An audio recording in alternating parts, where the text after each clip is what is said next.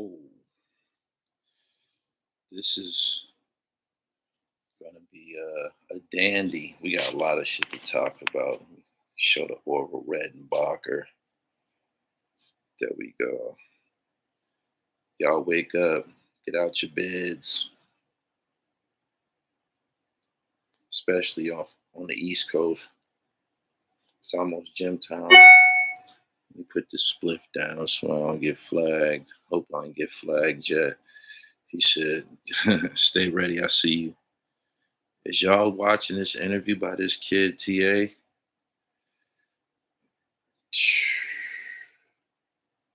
It's been a hell of a week for media. It's been a lot of food on media. Man, it's been a lot of food for media. He said, yup, we about to talk about it. We have to talk about it. Good morning to everybody that's here. I'm up before the gym. He said, what is the TA interview? Look up TA and put a space between it. Fat Joe. Whoa. He said, up court for the swish. Terrence Battles, what's up? Where y'all from? You people that's in here. What cities is up in here? You see who up here cruising late night.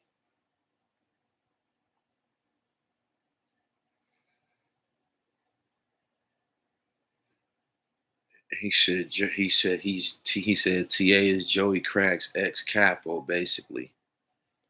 Ryan Danch, that's Long Island. That's where Rakim is from, I believe. West Tennessee, Newark, Pittsburgh, Chicago, Brooklyn, Opelousas, Louisiana, London, Union, New Jersey, P-Town, what's that, Patterson or Passaic, Camden. All right, he said, is that the dude that said he wrote for Fat Joe? He said a lot more than that, and we about to talk about it. This is going to be a dandy. It would help if y'all was in tune with the interview. It would help tremendously if y'all was in tune with the interview. Hold on for 1 second.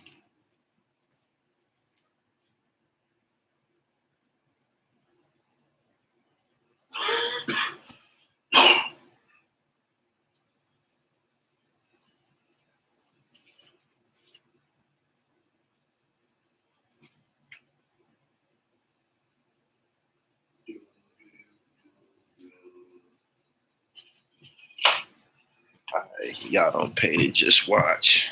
Y'all pay to hear me dribble. So he said, I saw it. I was like, damn.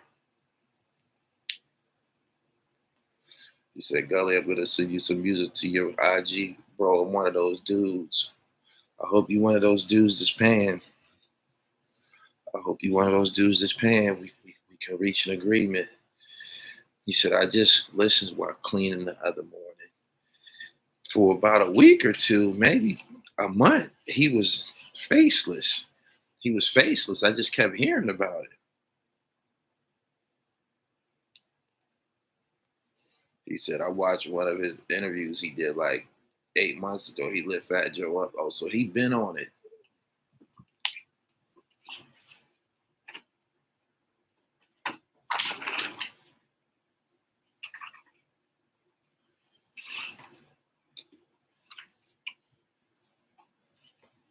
So he been on it. He said, TA want his bread.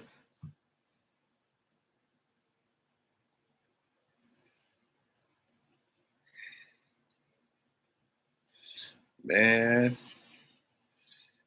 a lot of the shit that he said, I believe. Maybe 80%, probably more. But the position that he was playing, I was very familiar with the position that he was playing, running with some older niggas who connected, who plugged. And I do know that they would, because I was in the same position in the streets, though. I was running with some high-powered niggas, man, when I was in my early teens. And these dudes was, they was like that. They was getting big money and shit, but they used to keep me around especially when there was bitches around and shit. Like if we was going somewhere where it was gonna be a lot of broads, I had to go. Concert, I gotta go. Amusement park, I gotta go. Come on, man, we got, you know what I'm saying? Because I'm the one that's gonna be out there active and shit as far as getting in a bitch face and shit. They know it. They know that I'm the one that, bitches walking by, they ain't gonna stop no bitch. You know what I'm saying? I be the one out there on the prowl and shit. So I seen that TA was kind of playing the same position for Fat Joe that I was playing at my squad when I was a youngin' and shit.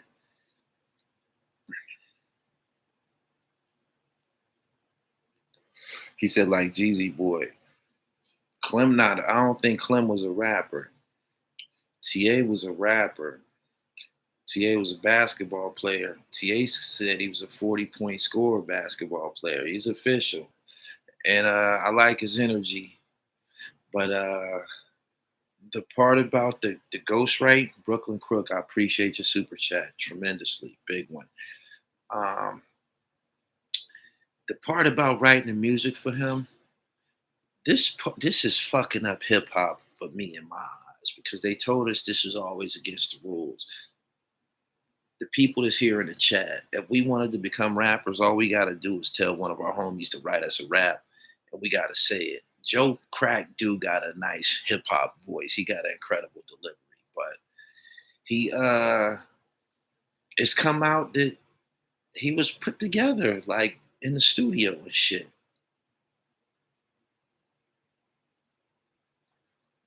He said that knockout punch mean too. Oh, that aggression part.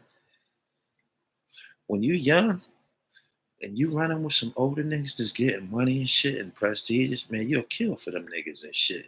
You'll throw bricks through windows. You'll bust niggas' heads. You'll clap. You'll do anything. You'll do anything voluntarily almost and shit to show your appreciation and shit. And them older niggas know that shit. You know what I'm saying? He said, Cuban Link been saying the same shit it seems TA hit. Let's talk about that. I have to say this. Y'all quote this. Because I feel this in my heart.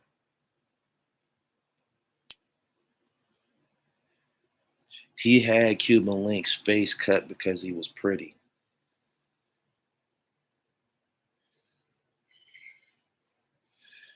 He had Cuban Link's face cut because he was pretty. That's fucked up. When I heard that part of the TA interview when he said he had his face cut, he had that nigga face cut because he was pretty. He did. He did. He did. He did. He did. He did. He said put it on his face. He did. Just think about it, right?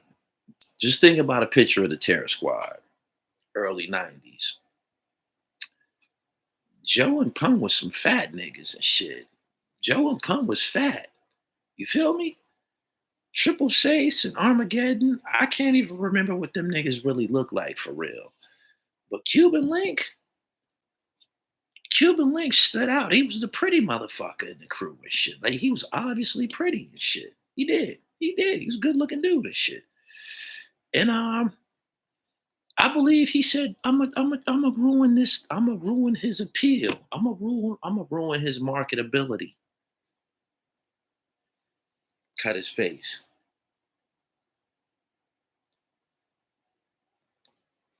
He said, Shorty Prospect, all of it was fly.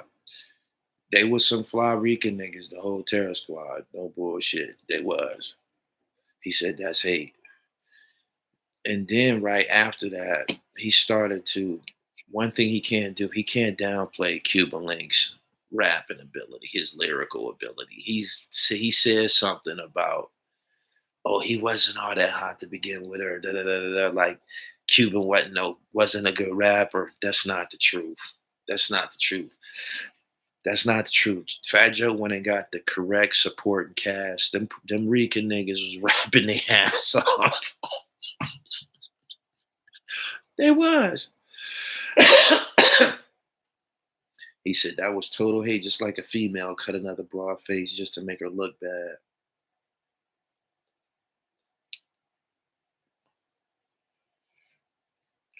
subscribe to the channel. Good morning, everybody. I appreciate y'all for coming through. We got to talk about this TA shit. I can tell by some of y'all inquiries that all y'all ain't listen to it. It's a very long interview. He got the goods. Oh, Papoose. Let's talk about Papoose. Papoose mistreated me early on in my career and shit. I made Papoose $10,000 one time. He didn't give me no money. He wouldn't even give me a drop. I asked him to give me a drop from Remy Ma. I made them $10,000 for a show. A person that I was dealing with contacted me and asked me could I get in touch with him because I was Gully TV. They wouldn't respond to him. They responded to me, of course. Had a relationship with Pap through Arliss Michaels. Bum ass nigga. Made 10,000. I got him to 10. You know what this broke ass, bitch ass nigga told me? He was like, man, people bring us licks like that all the time. When he did that, I knew he wasn't no street dude all like that and shit. It's a difference between growing up on the block and being in the streets. He one of them niggas that just grew up on the block. He wasn't in the streets. You could tell by his morals and shit like that. But anyway, it's been revealed that, and I'll gladly talk about this because I interviewed I was talking to Moose. I interviewed the other brother. What's his name? He stuttered a little bit.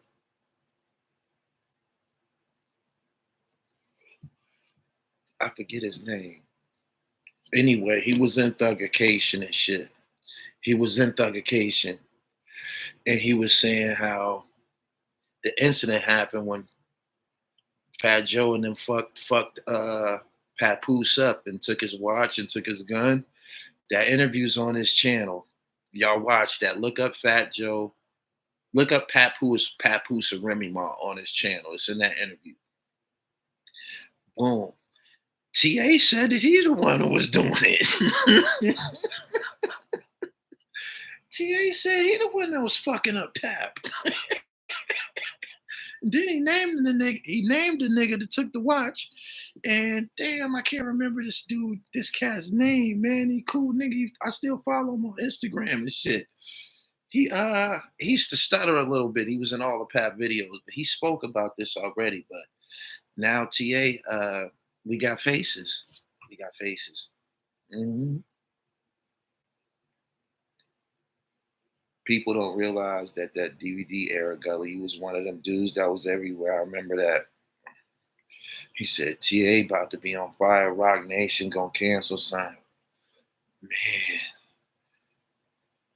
He broke Fat Joe down into fractions. He was talking about, he basically took him down to insecure little fat dude and shit. That's what he did. He was talking about all the tricking and how every time they run into a broad and shit, he want to do triz and shit like that. And he was saying how he's in a Rock Nation position, right?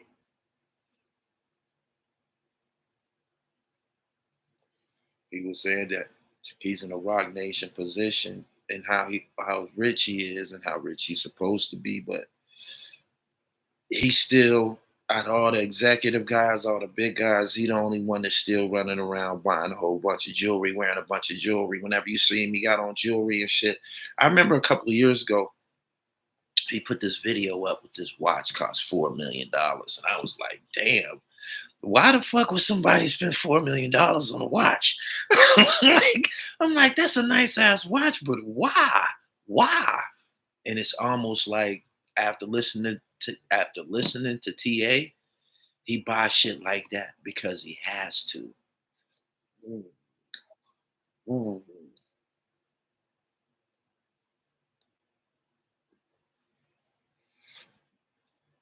He said Fat Joe insecure shit. Yeah.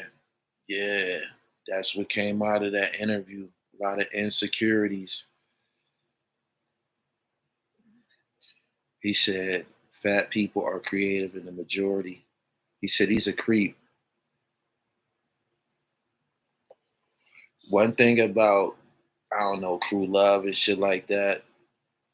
You know a nigga mad when he start airing out the pillow talk. When he start airing out the bedroom shit, then a nigga is really, really past his, he's really, really past, he don't got no more patience. And he talked about Fat Joe's sexual practices. Fat Joe freaky as a frog with a mustache.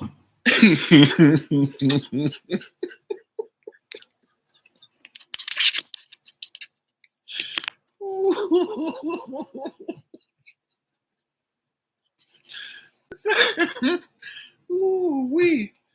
He said Fat Joe always looks spicy because he acts too tough.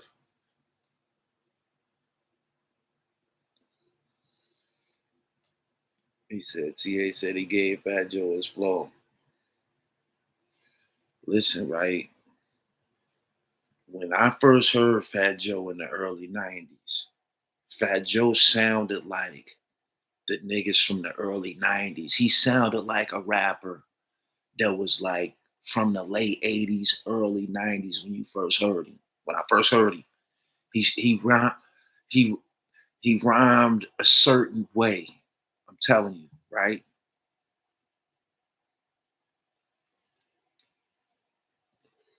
And then Dawn Cartagena came out.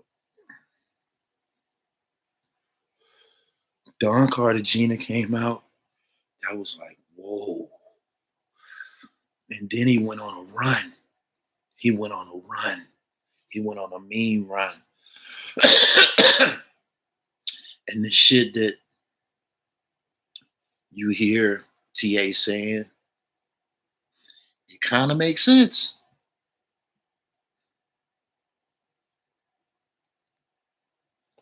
He said he did until he dropped the Cartagena album. I told you. He said, me and my guys took down hundreds. I ain't never seen my guys stoop to that level. He said Joe's cadence was incredible. Incredible cadence, yeah. He said he went from rapping to flowing, or vice versa. There was some type of change and shit.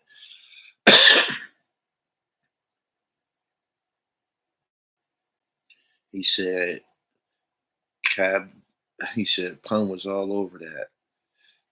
Hmm.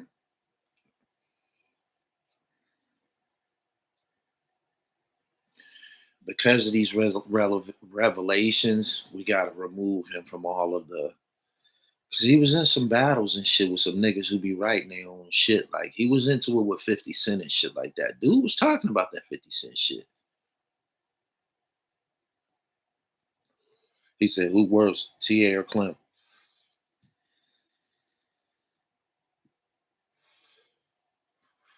Clem. Clem. TA, um, TA got taken advantage of because he was a little young.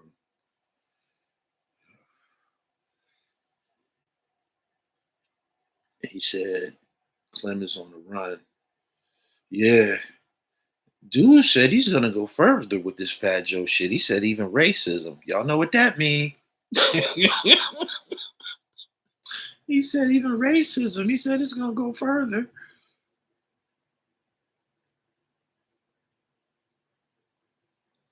He said people sleep on 50. He said he low key nice. I fuck with 50. He said 50 was killing Joe on his Ellen in the Sands tapes.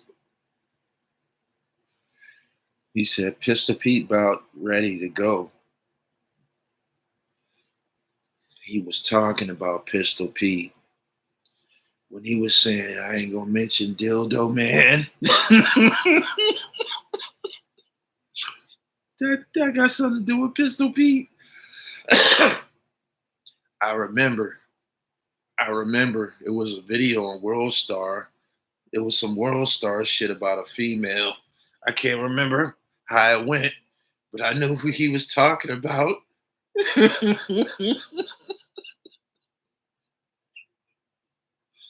Yeah.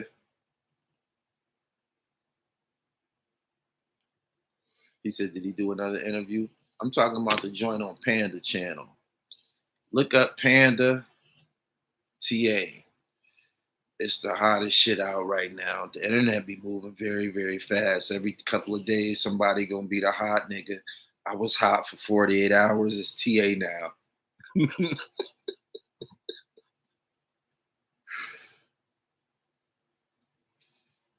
He said that's the one of them thinking of. Yeah.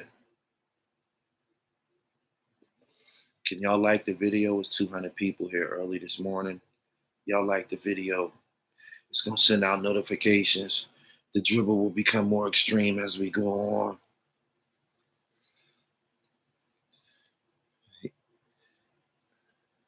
Obviously, Fat Joe, he got them fat boy sexual practices and shit. You fat nigga with chains, fat nigga with jewelry and shit like that, man. That's what TA is saying anyway. He said they definitely put hands on Papoose. He said Fat Joe punches wasn't hurting Pat, but the crew was putting hands on him.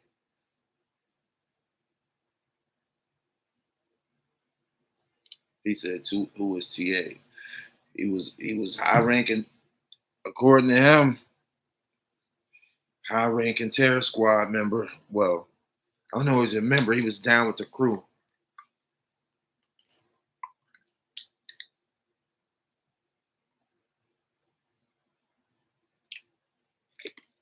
Panda say, Cubans say Panda good money. All these disgruntled ex-employees now want to talk because they're broke.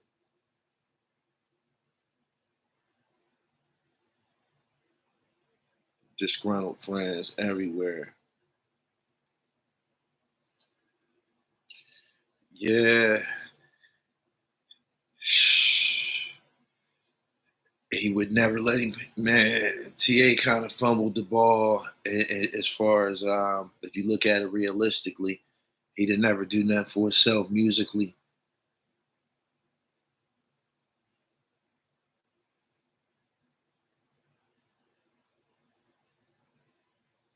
Punch said him and Fat Joe look like two bears in the wilderness doing menages.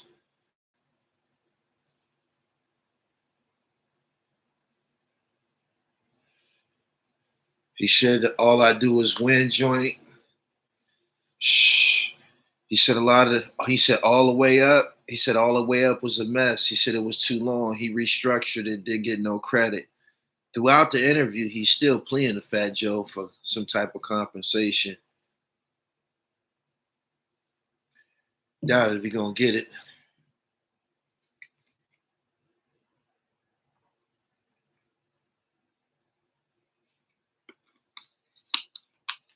That shit that he was saying about all those artists that he was bringing to Fat Joe, I found that very interesting because somebody that's on my platform was moving with Fat Joe for a minute. Like, you know, they had something going on and shit, but nothing never became of it.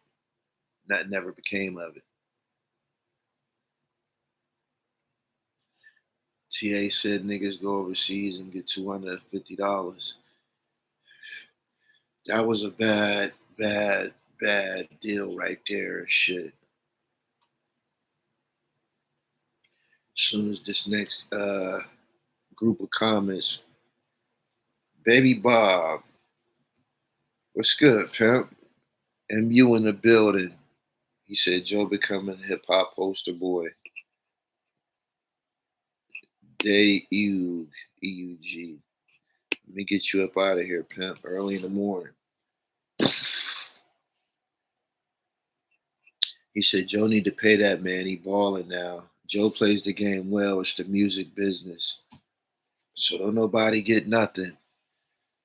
Don't nobody get nothing. This is something that Walaikum Salam.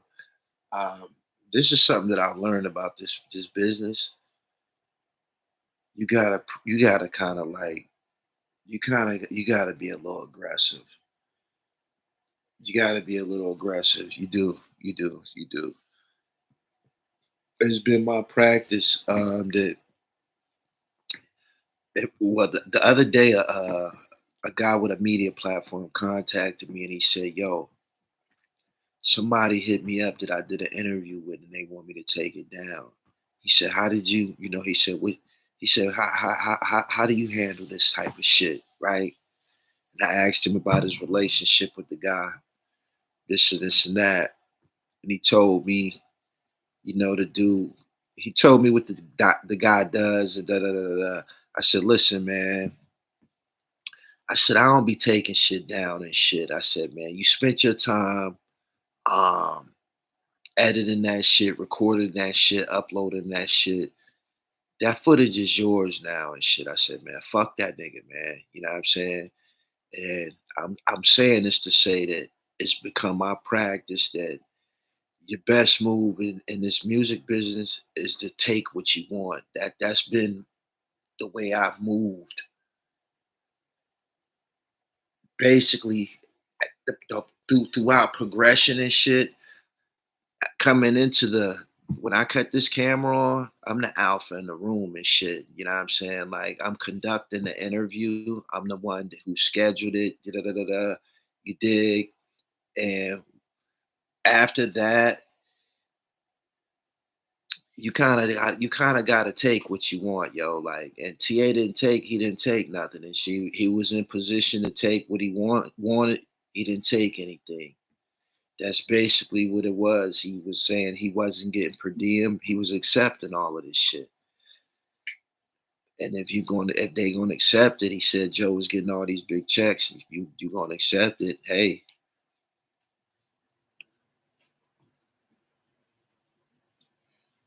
Ali said he wrote 95% of Nelly's country grammar. The music business is starting to be thrown. It's starting to be blatantly thrown in our face. What I mean by that is, it's in fact a business, and we concerned with the art aspect of it and shit.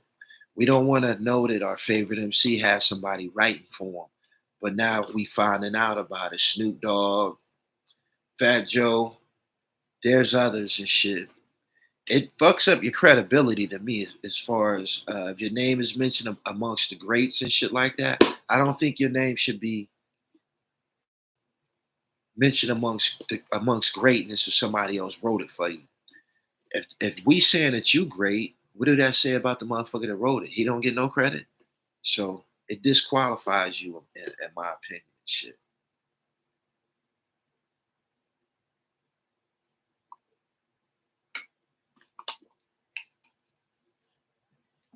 He said it's like when we realized wrestling was fake.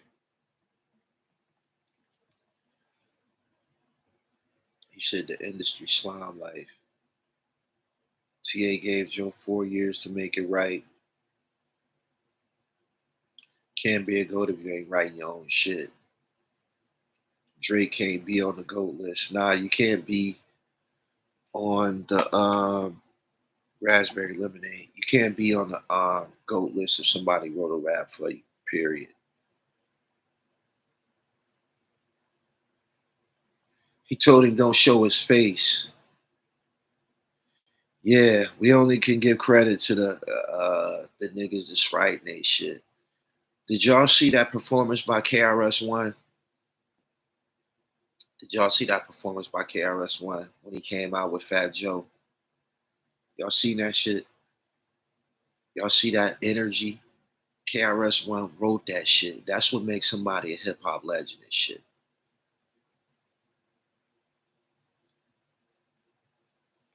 That's what makes somebody a hip hop legend and shit. You feel me?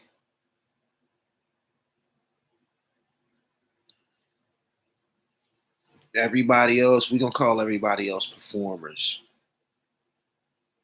A lot of these guys are performers, but Fat Joe name is officially erased from the top anything. You can't be in the top anything. He said DMX, last of a dying breed. DMX was stressing that shit. If you ain't write it, you don't need to be saying it. He says, as a lyricist, you should be confident in your own pen. This is what made rapping amazing. This is what made this shit amazing, thinking that a motherfucker came up with it on their own. When we was growing up, you know, when you growing up and you meet a motherfucker in school and shit like that can rap and shit like that should be amazing. You be going to tell them motherfuckers like, yo, man, I know this one nigga, man, this nigga can rap his ass off. You gonna take your friends to him and shit. Like, listen to this nigga. This motherfucker, like, damn, man, this motherfucker bad motherfuckers. Like when you run into a motherfucker that can hoop, like, yo, man, this motherfucker bad as fuck. Like, then you find out it's somebody else rap. That's crazy. He said, why is everybody trying to steal hip hop from us? We learning that it's been sugar coated, man.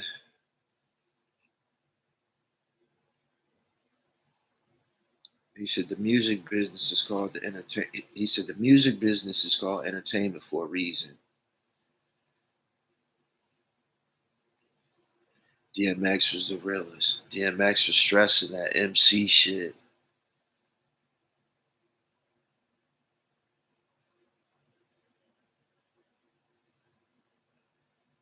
He said raps was written for him since his first album. We gotta totally disqualify him.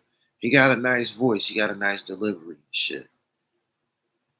That's why a lot of music has no memorable feeling to it anymore. It doesn't come from their soul. If they didn't conceal it, it wouldn't be no problem. Like in R&B music and shit like that, other motherfuckers is writing people's soul music and shit, like Jimmy Jam and Terry Lewis and shit like that. Them niggas is writing people's music and songs and shit like that.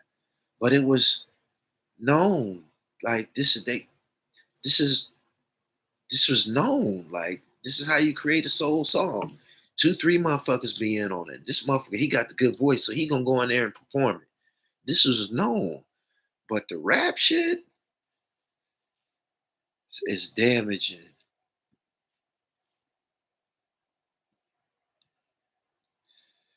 He said, I got this joint to be spinning, man.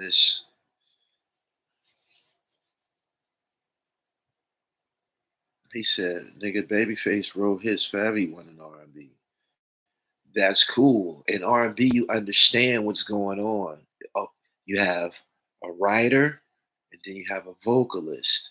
That's not niggas used to rap about. Hold on, man. I hope most of Fat Joe raps is like braggadocio, you know, like bragging and shit, like talk about how live and fly he is and shit, you know, little drug raps and shit like that. But I gotta do a little bit more scrutinizing. If he ever rapped about being nice, this is just totally fraudulent, man. Like, cause I like rappers to rap about how nice they is and shit. There's still rappers around that rap about how nice they is and they raps and shit. You know what I'm saying? And I love that shit. Keith Murray used to do that all the time. A lot of all of his shit. Rap about how nice he is and shit. He said computers have taken over. Ebro said they're looking for Afro beats and Latin hip hop now, trying to erase black hip hop. Your thoughts, Gully TV? They can't erase black hip hop. I believe they have a motive. Hip hop was built on credibility. You said you wrote it.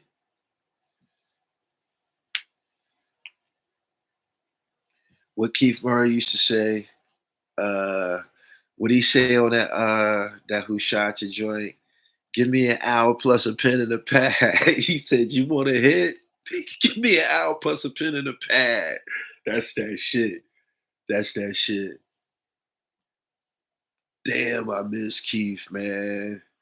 You want a hit? Give me an hour plus a pen and a pad. Joe first couple albums, he was bragging like he was one of those spitters. Facts. Yo, like the video, it's 300 people, man, and it's 90 fucking likes. Look at it. It's on the screen. 200 of you motherfuckers is 200 of you motherfuckers is lazy. He said Fat Joe got a dope verse on Big L song. I know that when Don Cartagena came out, he was mentioned in the fuck John. Oh my God, Fat Joe, Fat Joe, Fat Joe.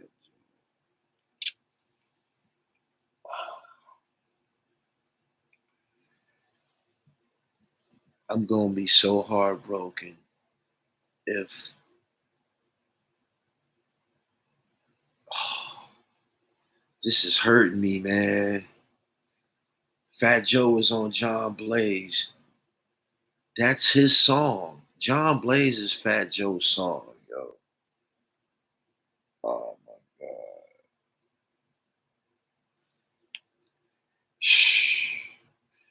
I hope this wasn't a. I hope this wasn't planned. Obviously, it probably was planned, but Sunspot. I'm gonna pin your comment. I didn't want to mention these names because I didn't want to get no shit started. I'm just gonna pin your comment.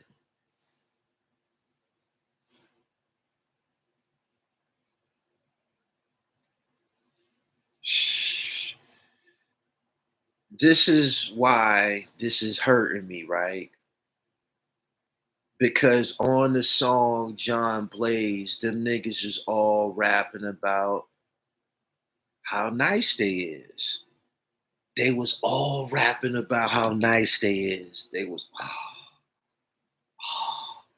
go look at who was on John Blaze. They was all rapping about how nice they is.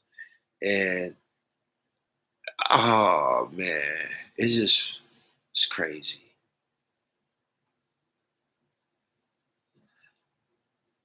He said somebody might have wrote that shit. He said, name one major hit Fat Joe had without a feature. I wait. Fat Joe got songs without feature. He said, who wrote John Blaze? All of them heavyweight niggas was on John Blaze. And at the end, they was all standing on the screen. And he said, you must had a hard day. Fuck around with the Don and get John Blaze. And the way it was projected, the way that they was on the screen was it was a bunch of elite New York City rappers like the Big East. Like they was looking like dinosaurs on the screen, like these lyricists. Um, Nas, Raekwon, Jadakiss, and you looking at it like Punjis is on there talking. I hate an actor who plays a rapper. I'm Terror Squad, Beta Kappa, everybody's favorite rapper, Grand Imperial, College Mysterio. And Fat Joe on there pump fake, and I hope that ain't the case. I'm just leave that right there because that's one of my favorite songs ever. But the shit that TA is saying, it kind of makes sense because he went from we got a flow Joe, we got a flow Joe. He went from that to Don Cartagena. He had smash hits on that fucking Don Cartagena album, and the progression is just like so. For TA to say that he was involved like that, I could believe it.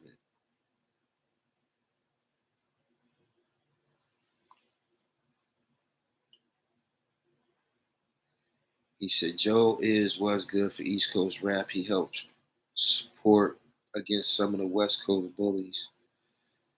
Pun is the BX Biggie.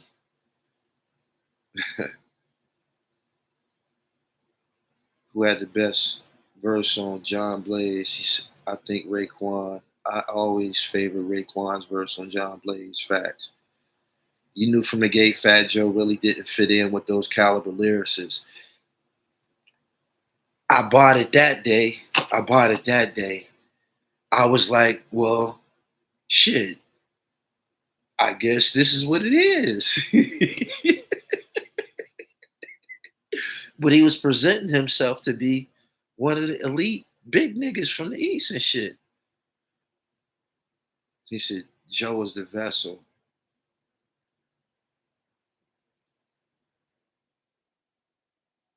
He said, you knew Joe didn't fit in there. Peace. He said, you got to remember Flo Joe was a different era. He transitioned to modern day rap.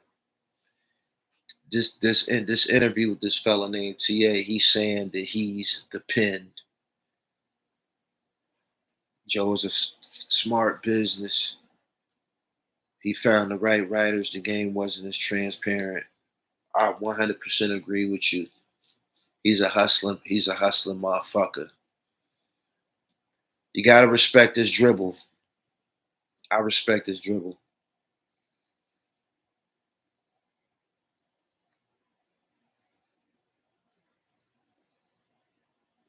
He said if Pun never died, we wouldn't even be discussing Joe because Pun would have blew past him. I think Pun I think Joe would have found a way to keep Pun under the wing, even if he went other places to do business and shit like that. I think he would have stayed. He wouldn't have got far. Who gonna let a racehorse get away? Nobody. Nobody with any sense. He said Joe helped even out some of those rooms when you heard Suge was bullying the East Coast.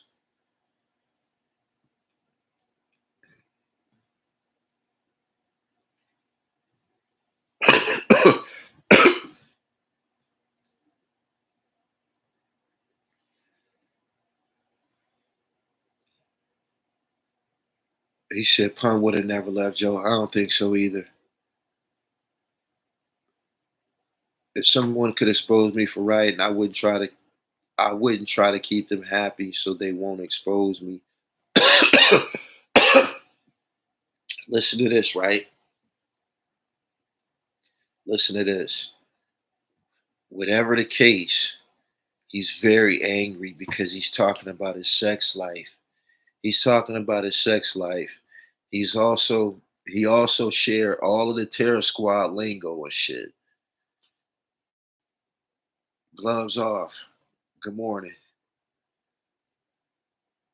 He shared all the lingo. He shared the details of things that Fat Joe like done to him in the bedroom and shit. He said T.A. Wiley.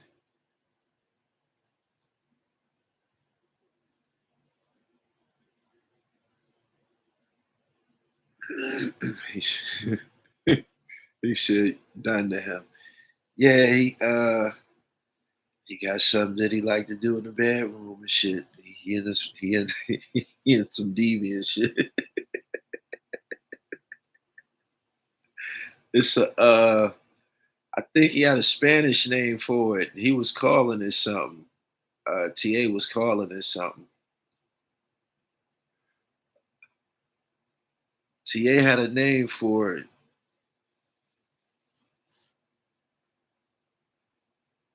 He said that's tragic. Yeah, he don't like to pass the ball.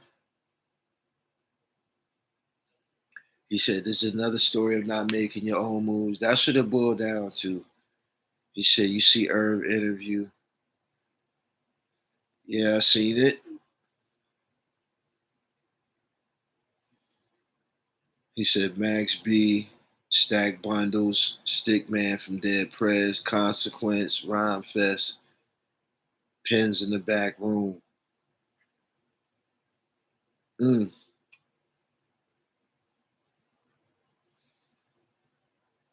He says that somebody was slapping on Joe. Baby Bob.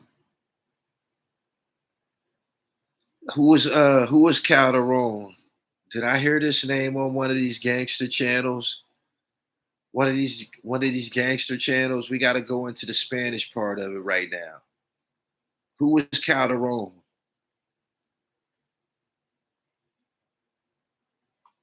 He said a monster.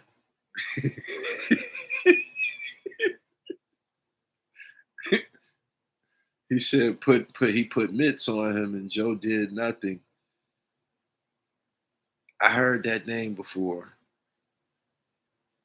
He said a drug lord from the South Bronx. Very feared. He said that's crazy. Yeah. He called it sensuality deviations.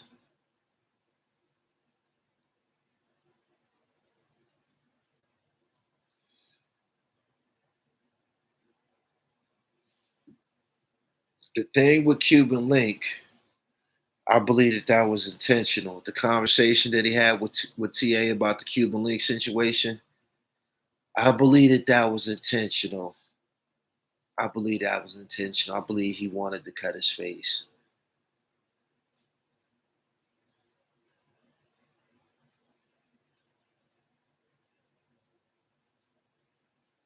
Whenever I hear the word of the name Monster, I think of my 50 bodyguard. He said he got killed by his own cousin.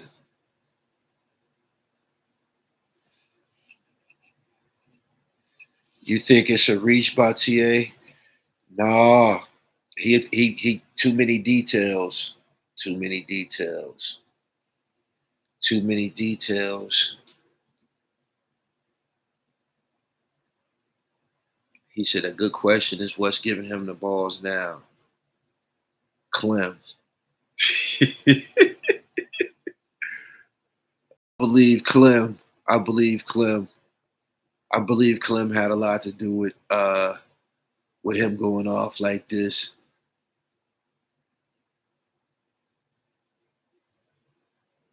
He said Clem got the internet on fire. Facts. He said it's hard to believe a disgruntled employee that comes out with stories after a fallout. I believe him. You know why I believe him? You know why I believe TA? You know why I believe TA? Because you could tell that he was a somebody before he started fucking with Fat Joe. You could tell he was a somebody before he started fucking with Fat Joe. You could. You could, man. I see myself in TA. The way he was talking, man, he kept, man, I was young, man. I was getting money on the block, man. Like, y'all done heard me say them same lines on this show, on this very show. Like, niggas that was getting money on the block when they was young, that shit make you poke your chest out, man. Like, if you was really in it, niggas be acting like they was in it. But if you was really in it, motherfucker can't tell you nothing, yo. For real. For real. They can't. They can't. They can't. And I could tell, man, that nigga talking about, man, I was playing basketball. I was getting money. That's all the traits of a young, popular motherfucker and shit. You know what I'm saying? Like, he ain't no ugly nigga. You looking at him, the shit he talking, like, yeah, the shit he had bitches. You could see him knocking. Yeah, he knocking bitches and shit. You could tell it. You could tell the confidence and shit like that. You could see it. You could see it. He said they wasn't really in it, bro. Yeah. And that's what he's mad about. That's what he's mad about. It's getting him upset. He left that. He left that. He left the block, his own independence, chasing rap stardom. And he never got it. He never got his shit off. That's what happened.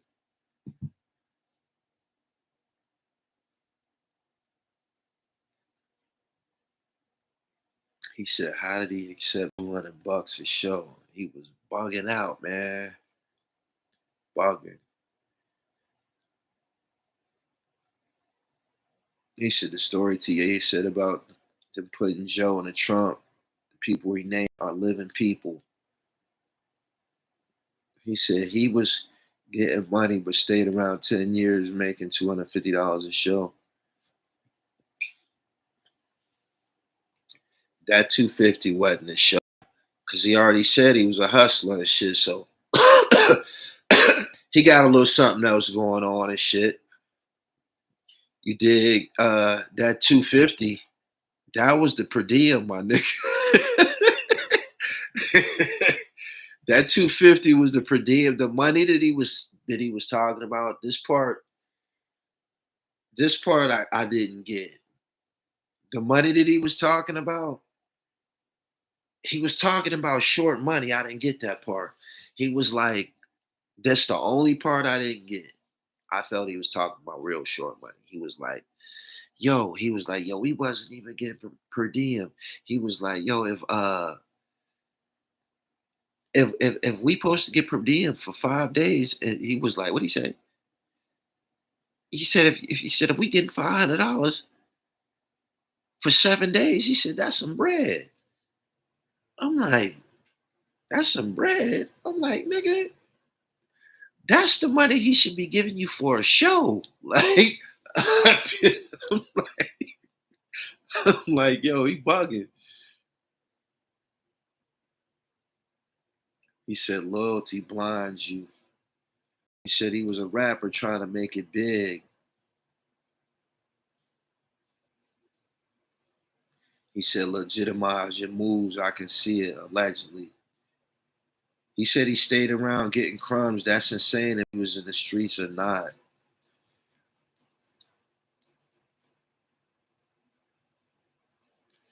He said why he let his mom get disrespected. I'm gonna leave that part alone. I'm gonna leave that part alone. For whatever reason, he overlooked that and felt that he could continue to deal with him.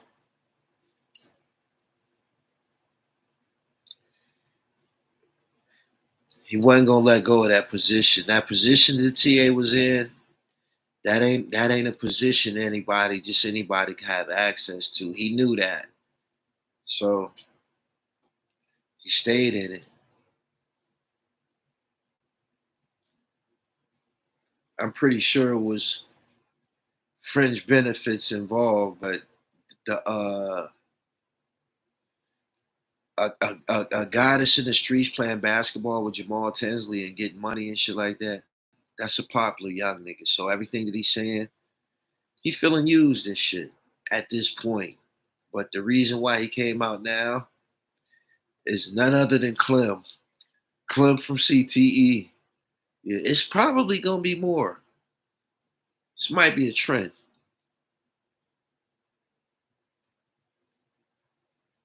He said you can't get that time back, so it hurts. You feel used. Used and abused. Yup.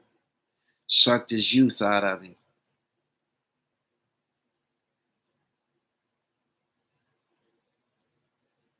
So let's get back to the pens in the back room. Paula Perry, Funky S.A., Littles. He said, I understand he feel used, but he should have kept that to himself. He got to feel dumb. The sex part, airing the sex part shit out, that lets you know that he upset. He gloves off. He said, when you the rapper friend, you got to get smart and get your own bag, bottom line. Rest in peace, Charlie Rock. I don't believe that story about Charlie Rock losing his eye because of the G Unit 50 Cent beef. I don't believe that shit, yo. I don't believe that. Don't you know it'll be a nigga or some niggas from Queens, Southside Queens or wherever claiming that shit, yo. Like that was always the first time I heard it and shit, it was shocking because it came out on a DVD and shit. The first time he revealed it, it was like, whoa, like. But if you think about that shit, come on, man. Come on. That was convenient. That was convenient to say.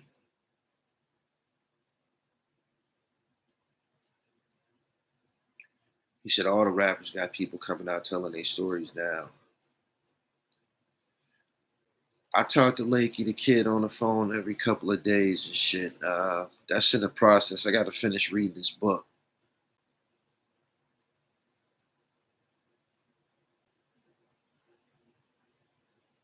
said every goon was used. Yeah. I'm glad you said that. I'm glad you said that, baby Bob. I'm glad you said that, right? Because you're right. You're right.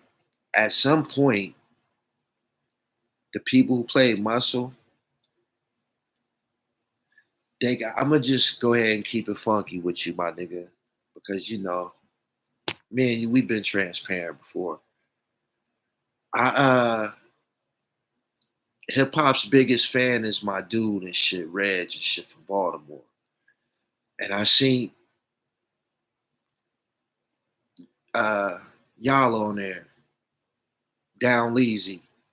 And I was listening to his story and shit. And I did y'all's story. I did the whole Murder Unit documentary. And I understand the role that y'all played and shit like that. And to see him say, um, this is me watching hip hop's biggest fan, to see him say, you know, down Easy, say the things he said. And then he said, Deuce ain't around him like that no more. And I'm like, damn, that's crazy that, you know, once they get beyond the danger, once they go through the fire and get beyond the danger, it's almost like, you know, basically when they get to the finish line, they look at the security, the protection and shit and say, I don't need these niggas. I don't need to pay these niggas. I don't need to fuck with these niggas anymore because I'm rich now and ain't nobody trying to kick my ass anymore and shit.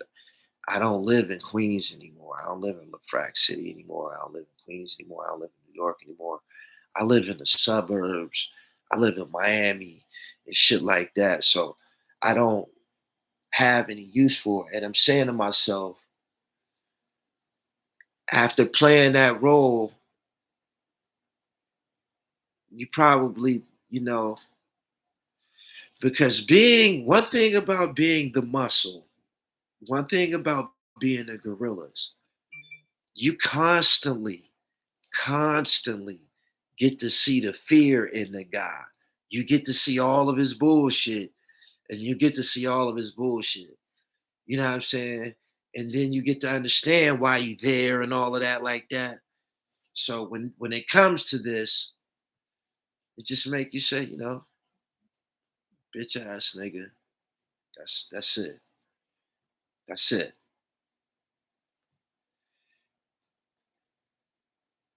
He said Pistol P hasn't been asleep yet, looking for TA with the hammer.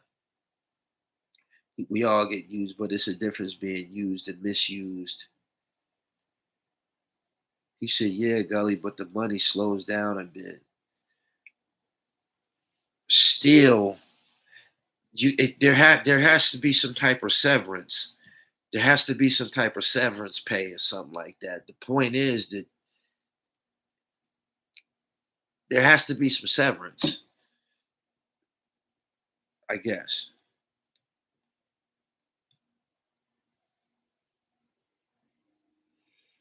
He said, funny thing is, we get money too. We would end up in the same spots. So to see us shine, it's gonna hurt. Make sure y'all in them same spots. Make sure y'all looking good, dribbling and shit. You know what I mean? He said, there ain't no severance pay. Man, you got to get them niggas something to go home with. If we came to the juncture where I no longer need your services, this is the correct way to do it. Call a nigga in the room and say, yo, my nigga, I ain't living like that no more. You be with me. You see I ain't living like that no more. This shit is getting expensive. Here go this check, my nigga. Boom. I got your number. You got mine. When I need you, I'm gonna call you and shit. And at that point, it'll be another check and shit. You understand what I'm saying? Like if I have an event or I need some security again, I'm gonna get at you and shit. Like you can't start fronting on niggas and not answering calls and all of the funky shit. You can't do none of that because there was a time, especially if niggas can reach you, it would turn you into a robbery victim very fast. He said, "Give him a Greyhound ticket." Splash was good. He said, "That's what we said. Take care of Lindsey. That's nothing else." Severance. TA claims he hasn't been paid. He probably never negotiated nothing before doing whatever he claims he did for Joe.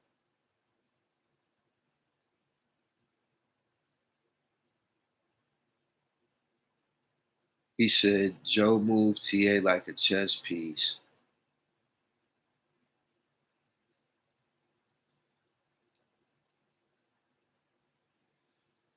He said, "We have really taken our lives to the public full time. Might this help us eventually raise public consciousness exposure?"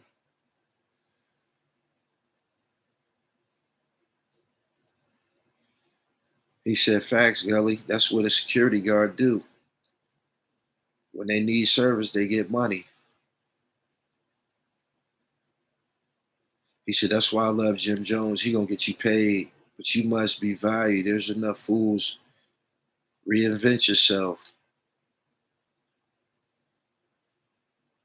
So when your money run out, keep the narratives rather they be true or false." Some of these guys are public figures, so you can't tell a motherfucker you ain't got no money. What do you mean you ain't got no money? That ain't what Google search say. Google the shit on Google search about people's net worth. That shit ain't true. But take that number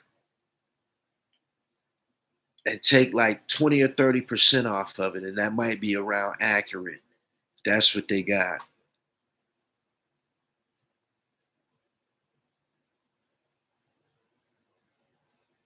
Gully TV boss at Gmail.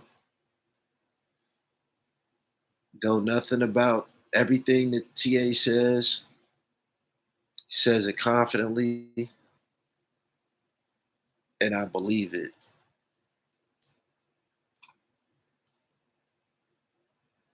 He said it's a video up of TA and Pete playing ball. TA was hitting every shot. I believe him. Niggas, niggas said he was dropping 40 and 50 points. You know how much confidence a nigga to do shit like that. I play basketball. Niggas to do like shit like that think they're invincible and shit. Motherfucker give a fuck about what type of car you driving, nigga. Michael, nigga, I dropped 50, nigga. Nigga, what, nigga? Everybody know about these 50s I'm dropping on motherfuckers and shit. You gotta leave your car in the parking lot, nigga. Carry these 50s, carry these 50-point bodies with me everywhere I go. It's that basketball shit. Shit. You said that guy be monetized tomorrow.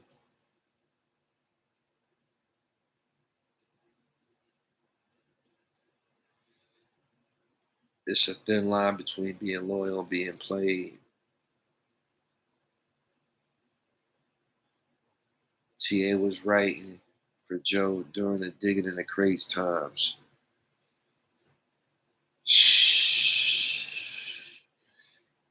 You gotta take him off the list of the greatest and shit.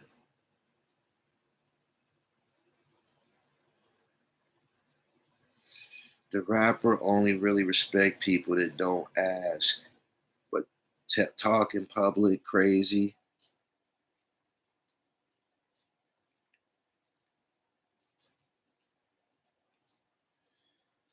When he provided details about the Cuban link shit, when he told him I had that done, he's a nobody, da da da da da.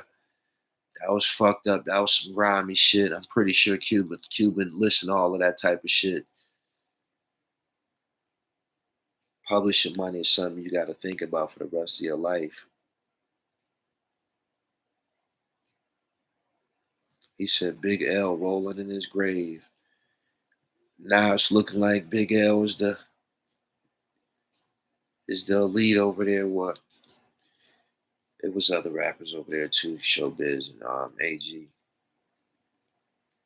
He said, "Y'all got me really feeling like I need to see this TA interview. I ain't even watched it all yet. I ain't even watched it all yet. You know why? Because you got to keep pulling that shit back. Like, did he just say that? The shit about Papoose was hilarious.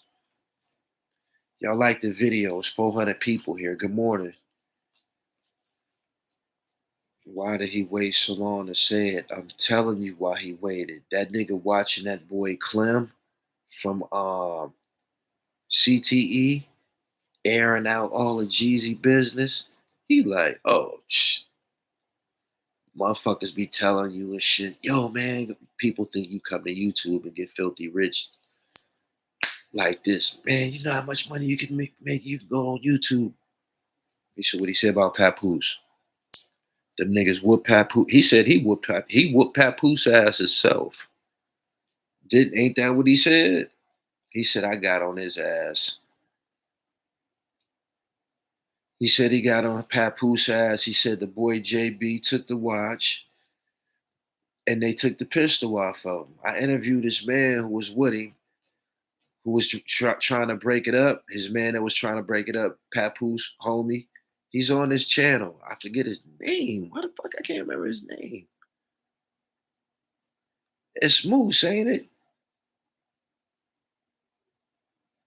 Damn, what was Money name? I don't know why I can't remember homie name. I've been smoking, but he told the same story. He said Mussolini. Mussolini, okay. Boom. Yeah. He said Moose was breaking it up. Yeah. Yeah. I interviewed him and he said that they went across his head. Yeah. He said that. So I ain't got no problem sharing that part with you. Papoose is a creep. I'm glad they whooped him.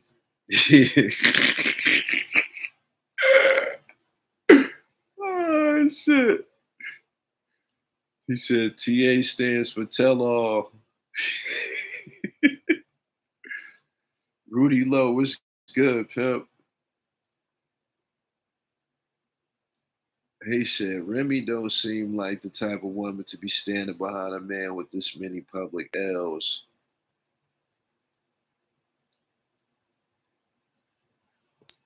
When he claimed the Papoose assault, I said, "Oh yeah, he got nuts." Rudy Lowe in the building. Good morning. He publicly claimed the Papoose assault and then told him who took his watch. You want to know who got your watch, nigga? Da da da da da. I was like, whoa. He said, tell all.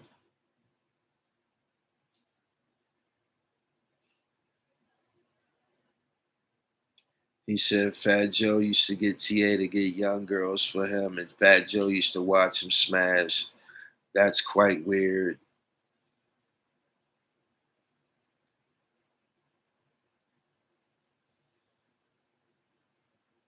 He said, he said, I watched it 2 times. The way that he described Fat Joe, one thing, this is for sure. He said that he said that one of them girls that they was fucking and shit, she told Fat Joe to get up. She told Joe to get up and shit, man. She said she was chicks ain't gonna let you be playing around in they pussy, man. They not gonna just sit there and let you do that, man. Like you gonna have to get up, man. Like, you know what I'm saying? The thick joints, man.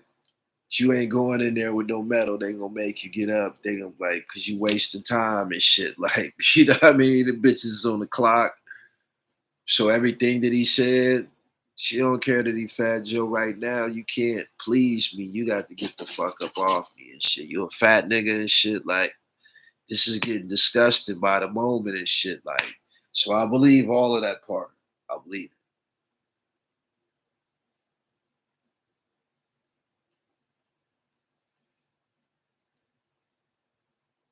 it. He said, who was the 15-year-old girl Chiquita Fat Joe got arrested for?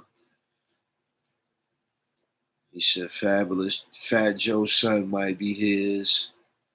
Fabulous son might be his. Whoa.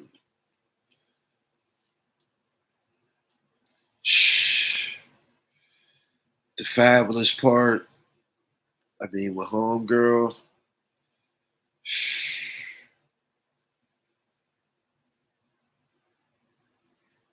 that's the drawback of that's almost dangerous. If you high profile, my bitch can't be high profile too. And not the one that I love. She can't be. That's too much independence. Fuck no. Hell no. Man, get this camera out of my bitch face. Where you going? You ain't doing no goddamn interview, bitch. You crazy. These niggas,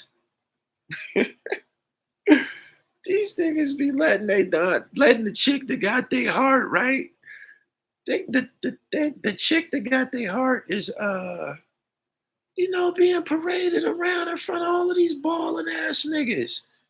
You can't lie to this bitch. You got all these balling ass niggas looking at this bitch, man, online and shit like that. Man, bitch, you ain't even got no social media. Like, this is some new school shit. You know what I'm saying? Like, and then once motherfuckers know it's your bitch, then it's a target on her. You got two types of targets on her. The famous target and the niggas that don't like you target. Like, this is really, really nasty work. So, man, it's bad, man. Bitches catching you and shit. Like, oh man, like, I can go fuck Fat Joe. You run around here doing all this slick shit. She got access to him. He got access to her. It's bad business. Bad business. These bombshell looking ass bitches with these big ass booties and shit.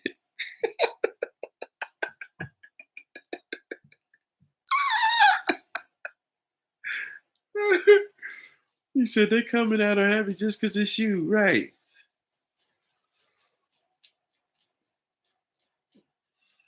He said Fat Joe getting his karma for doing Pun family wrong. This interview is the most disturbing piece of media I ever seen about Fat Joe. Ever.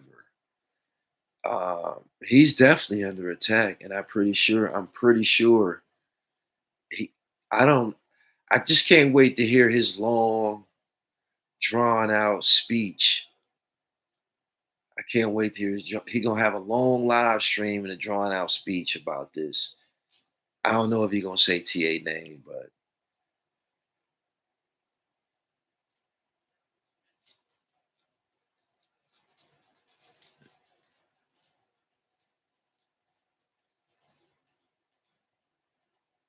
he said they had a timeshare on the BBL. He said he was 15 years a slave.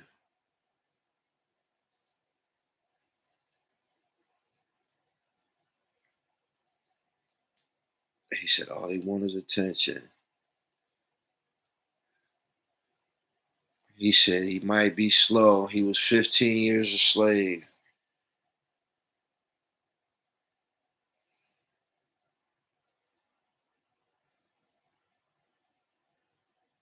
He said TA should be strategic and get at Herb Gotti with the details since they got beef now. As far as the female shit, a nigga that's rich, you got to expect him to go at every bad bitch around. So that's just the nature of it, period.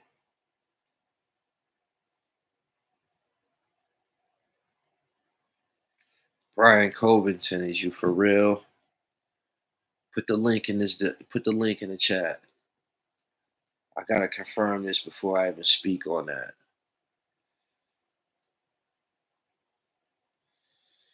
You from the street, so when you've been in a situation so long, a nigga wrong you, it take you this long to say something.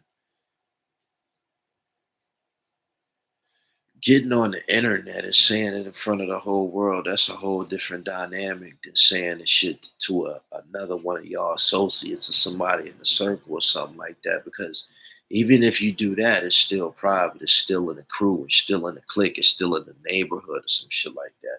You know what I mean? We might can contain it a little bit. Once you get out to this, everybody know about it. It's kind of like the ultimate form of you know, defamation depending on how a person receives it and how true it is.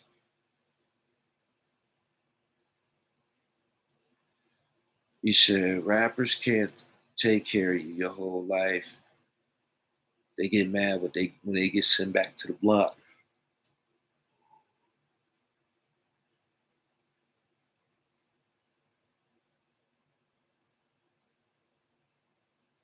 He said Joe should have addressed it already, especially if he grew up with the dude. He said this is a career ender potentially. I ain't gonna say a career ender. It's just gonna fuck his music shit up. Ain't nobody gonna be fucking with him no more musically. Like, look, ain't nobody gonna be fucking with him musically. Yeah, his music should be done. He been trying to hold on. He been trying. He said somebody might punch TA.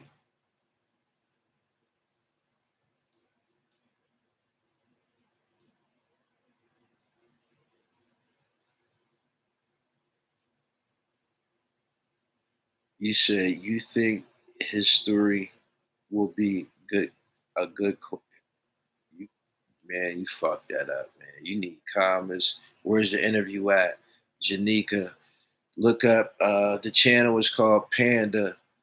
Type in Panda Fat Joe or something like that.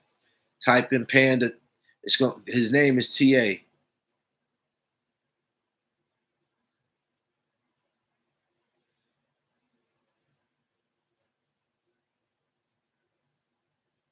He said Clem's still going. Yeah, Clem got a lot of shit. He got a lot of stories online. He set a trend. It's gonna be somebody else to come after Clem and TA. I promise you.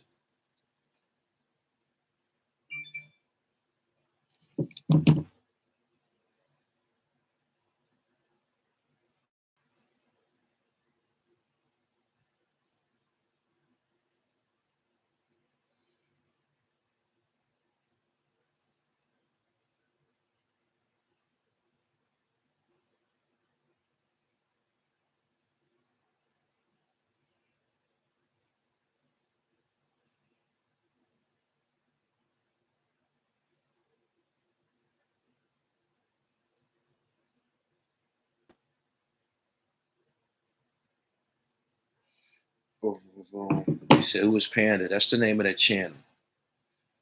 Lucky and Charlene, thank you. Most of Clem's stories are half truths or lies. I don't know about all of that, man. These dudes is very, very in close proximity to these guys.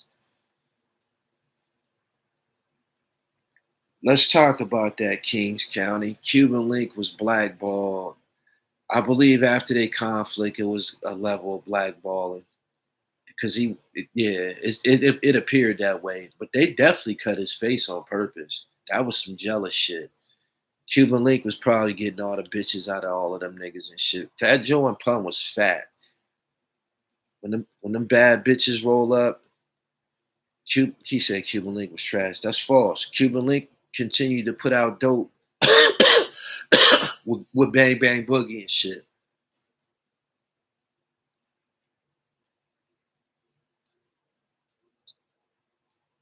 He said, I bet these old crews, wish they had a Yale like 50. 50 wasn't paying Yale $250 a show, though. You think TA really wrote that music?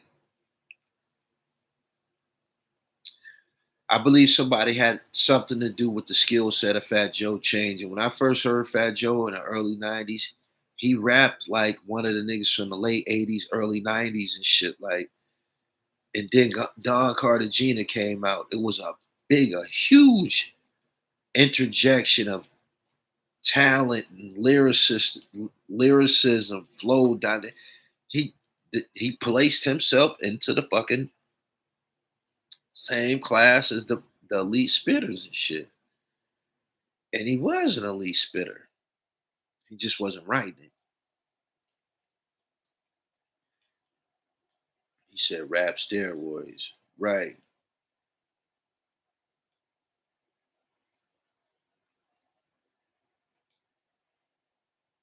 He said, I was there tonight. Cuban got cut. Tony Sunshine was good too.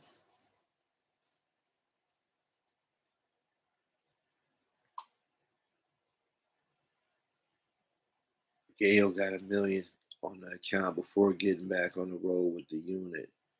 Fifth treats his people right. Yeah, they lazy. It's 500 people here. Not even 200 likes. I get it. Y'all lazy and stubborn this morning. He said facts. His style did change. It was smart to get a ghostwriter. He wouldn't be relevant right now if he hadn't hired a ghostwriter. Yeah, he wouldn't have made it. He would not have made it. He wouldn't have. Dudes go wrong by not paying their people.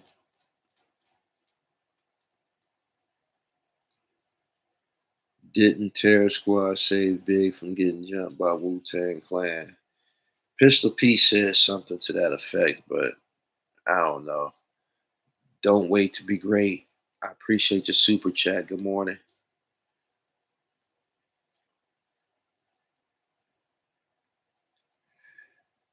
Baby Bob, that's exactly what I was trying to say.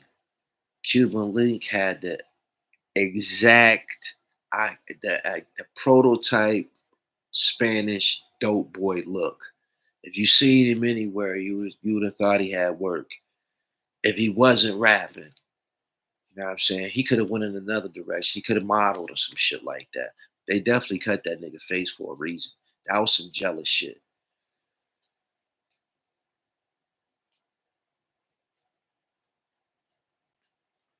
I appreciate your appreciation for hip hop. Thank you. What are you doing up so early? I'm up working. I just uploaded another the final piece of the Splash Alka interview. Make sure you go check that out. He should have not dope rappered out. Man, don't you know that I was listening to the fucking Terror Squad? Don't you know that they was on the Don Cartagena album? Don't you know that they was on Big Pun's album? It was another dude that used to rap with them niggas too, named Sunkiss. He was black. I believe Sunkiss was black. They used to be around them niggas, but he wasn't all of them niggas was nice, for real. He said Cuban Link was super nice. I know it. He said I forgot about Sunkiss. Yeah. He was black. I believe he was the only black one. Like I thought he was down with Terror Squad because that was the first time when I had to start hearing him.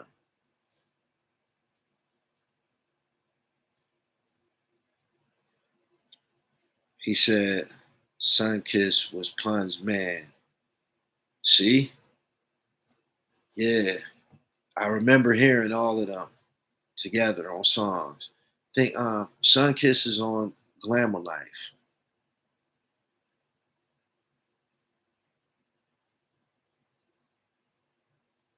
I just was with San Quentin the other night in San Francisco.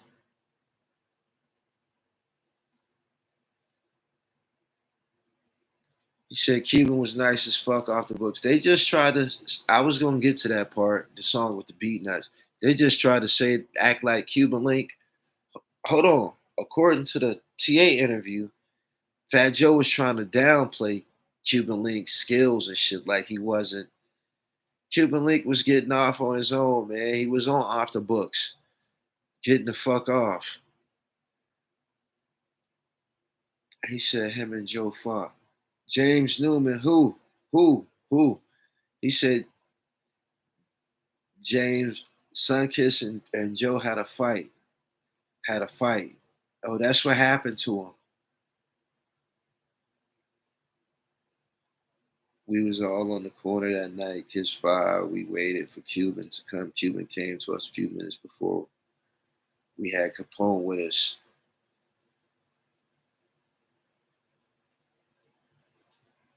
Fat Joe and Sunkiss fought. So that's what happened to Sunkiss. What did they fight for?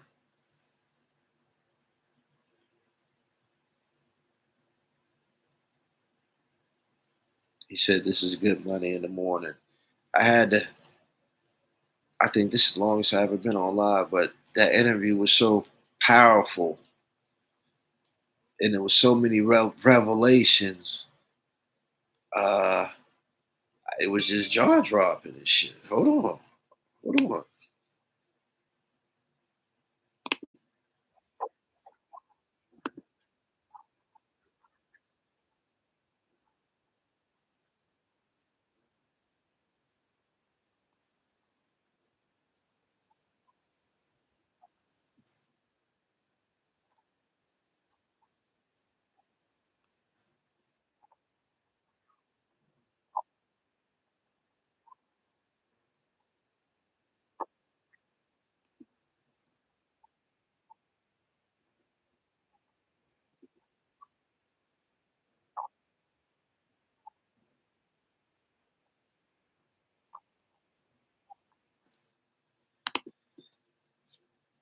That's all I'm gonna get y'all. Y'all got to go listen to the rest on y'all own and shit. But he said the beat nuts was nice. He said I'm definitely gonna go back and watch it later.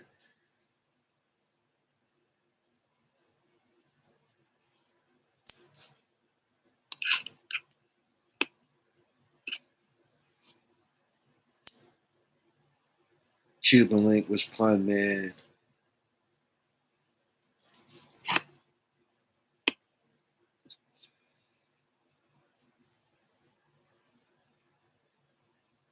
Panda Chop, that's the name of the channel. I don't know about the details about the Jay-Z Terror Squad shit. It's been spoke about, but he said Teflon Sean. I could say that's one of your top 20. Thank you. Joe punching air right now. Oh, he definitely online right now. He definitely steaming right now. And I would be careful if I was TA. Pretty sure he know that though.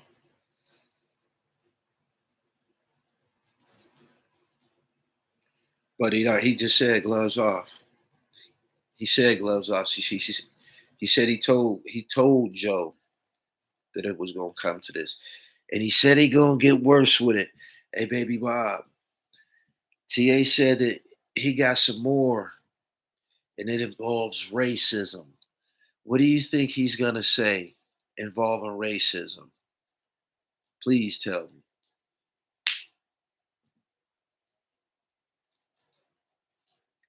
What do you think he has to say about racism?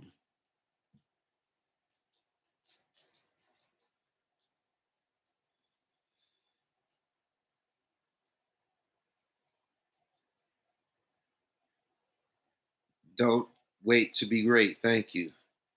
He said his TA still in the Bronx. I don't know where he at.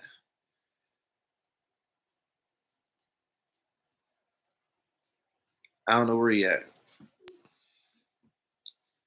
He said they buck 50 link.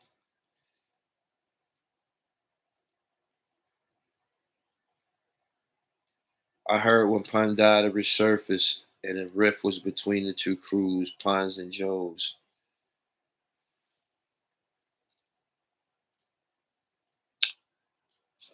Let me tell you. Oh shit. You know why? You know why I haven't finished the TA interview? You know why I ain't finished it? He said it's gonna be about black women. My man said the N word.